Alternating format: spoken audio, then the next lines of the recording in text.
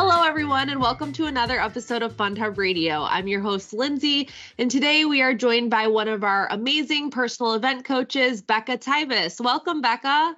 Hi, Lindsay. It's so good to have you here today. Yeah, I'm excited too. It's my first time on the podcast. I love it. It's going to be so fun. We're going to have some really great conversations today. And I just wanted to start off the episode with maybe just learning a little bit about you and how long you've been with Get Moving, just so our listeners and viewers that have never met you before can get a little bit of insight on how you've been working with us.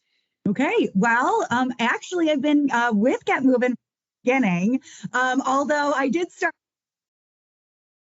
But it was really, great to, see, and have the different roles that I've had within the company, because it helps me as a coach now, which I've been doing for, I think over 8 years, coaching schools. But it's really helped me help with strategies for my schools, which is our topic today. Absolutely. I think that's really great that, you mentioned you've been working with us in various different departments throughout the entirety of our company. And so Becca gave everybody a little bit of a sneak peek here. Today, we're going to be talking about not Fund Hub strategies, but fundraising strategies, and how having a strategy for your fundraiser can really take it to the next level.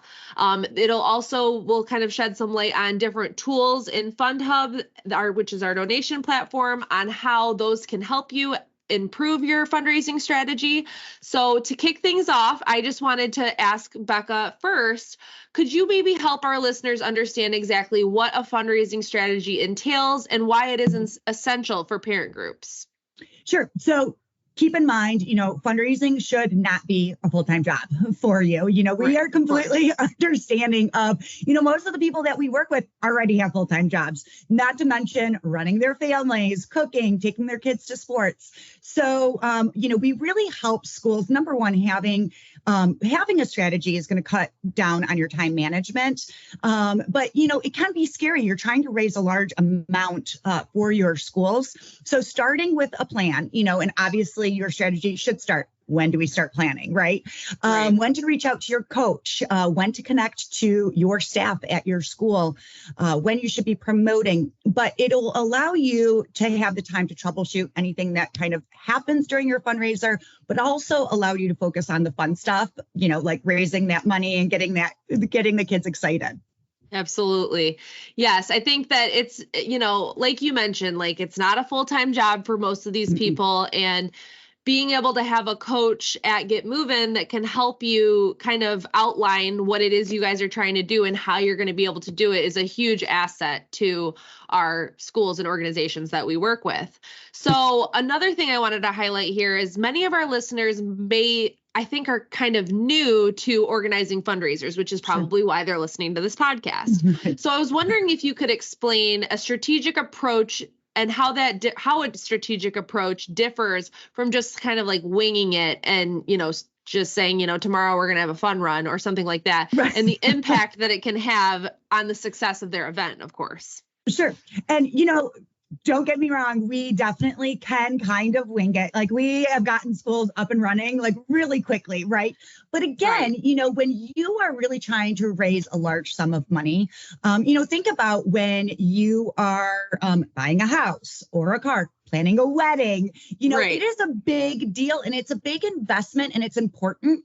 So, having that plan, number one, is going to work, help you work out all those like little kinks and help you decide on the important things. It's going to help with your time management. And then also, you're going to have a coach really like, kind of your event planner, for a wedding to help you get there and have a great plan and strategy to make you successful.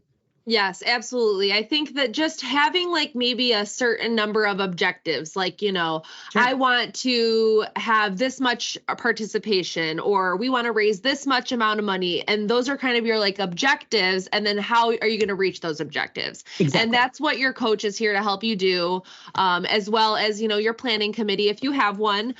So I think that like you said, it's just like planning any major event or, making any big decision in life, it's better if you sit there, weigh out the pros and cons. What's going to happen if we do this? What's going to happen if we do that? And being able to just kind of anticipate those larger items. So that way you're not like, oh, wow, this is like super overwhelming. It helps with it being less overwhelming as well. Yeah. And I tell my schools all the time, when you are starting to feel overwhelmed, that's exactly when you pick up the phone or the email, to call us, because we have that experience. We've done that. We've heard it all, right? So not to mention, your coach, but then, FundHub, obviously, like helping you, with those little, troubleshooting and organizing. Right. So moving on a little bit to, I want to speak to maybe some of our viewers and listeners that are maybe doing a fun run or an event style fundraiser without a digital platform. And maybe, maybe they're just using a PayPal, or maybe they're just doing like donations through Venmo or using a Square, Stripe, something like that.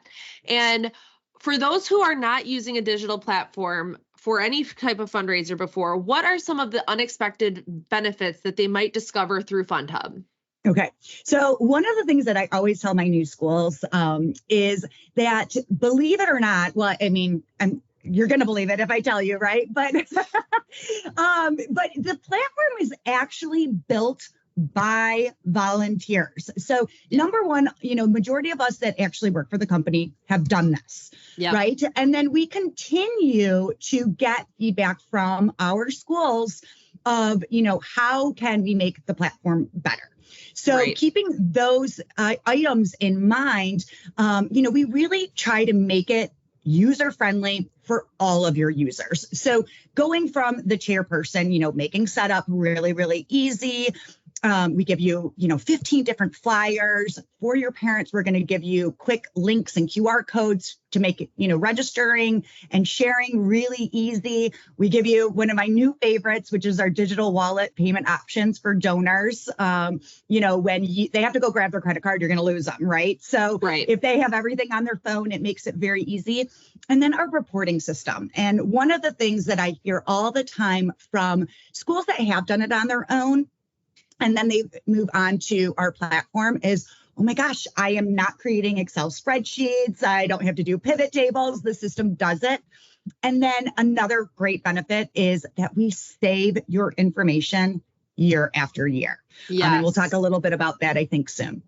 Yes, I think those are great benefits to highlight. I mean, like you said, we already mentioned at the top of this podcast that this is not these people's full-time jobs to be having to take like Excel spreadsheets and pivoting them to make sure that they make sense for your event. Like we only have so much time in a day. So in FundHub, the fact that you can just click one button and download a report, I mean, that itself is just a huge benefit in using an online platform. So I think those were super great points to highlight, Becca. So I want to move on here to how does accessing, when we're talking about these reports, how does accessing and reviewing data from past events, like you mentioned on FundHub, help in planning and setting realistic goals for the future? I mean, I have to imagine if you have that historical data, you're going to want to look at the year over year goals that you set and things like that, and figuring out how you can maybe even increase those if you beat them last year, or figuring out if you didn't hit them last year, how can you hit those numbers, Sure. Yeah. So, and this is, one of, I think, our best features. Of course, we can do kind of like a rinse and repeat. I have many schools that, had a successful first year and everything that they did worked out. So I call it a rinse and repeat. You're just, kind of adding your next event in, we're copying over the information and you're ready to go. Right. But, if we want to increase what you're raising, or we didn't quite get there, what can we look at to adjust that? Maybe it's the time frame. Did you have your fundraiser for 3 weeks and we pare it down and give, sense of urgency for your parents? So we're going to, only do 2 weeks before the event. Your goals, of course, and your budget needs are going to change year after year too. So we can look at, your goals, how much every student raised, average raised. And then another thing that, we can look at is incentives. This is what we had last year. Another great benefit too is if your board switches over and, they may have a few notes of what was done Right. year after year, but we can look back and say, okay, this is what Shelley did last year. And again, kind of work on what worked and what didn't work. Yeah, absolutely. I think that is also a really great point. And, just kind of learning from what you did last year and how you can improve it. Like maybe, for example, the kids didn't get super excited by the mini keychains, but this year you're like, okay, let's maybe try something more experience-based because that will really get the kids talking. So, and your coach is there to give you so many different ideas. We also have an event toolbox that has so many different ideas and resources for our chair people. So it's just about the understanding what's in the platform, what resources we have to help you. And I mean, the fact that you have like historical data, I think is super, super helpful. And so I want to just focus in on that a little bit. And I know we mentioned that, your data moves over from year to year, but Becca, why don't you walk us through a little bit how this process works on FundHub and how it can save time and effort for the organizers and the chair people that are working on these events? Sure. So, the base is going to transfer over. So things like your logos, your EIN numbers, a lot of times your messaging, things that will typically stay year after year. Grades. Your logins. That's another good one. Exactly. Now, keep in mind, those can change. So if, things change, year after year, that can be edited. But again, things that will change year after year are going to, we can edit. So goals, your dates, again, your incentives, and it really helps cut the setup, your time in half.